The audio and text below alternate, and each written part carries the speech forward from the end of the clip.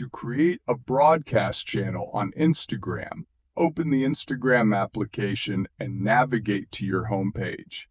If you already have the broadcast option, click on the messenger icon in the upper right corner, then select the pen and paper icon to create a broadcast channel. However, not all users are granted this feature, typically reserved for verified accounts with a waiting list. For those without the option, ensure your account is set to a professional or creator type in your settings.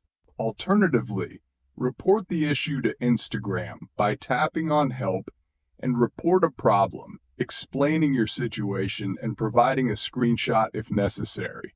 By following these steps, you may receive assistance from the Instagram community to create your own broadcast channel. If this guide was helpful, please consider liking, sharing, and subscribing to our YouTube channel. Thank you for watching.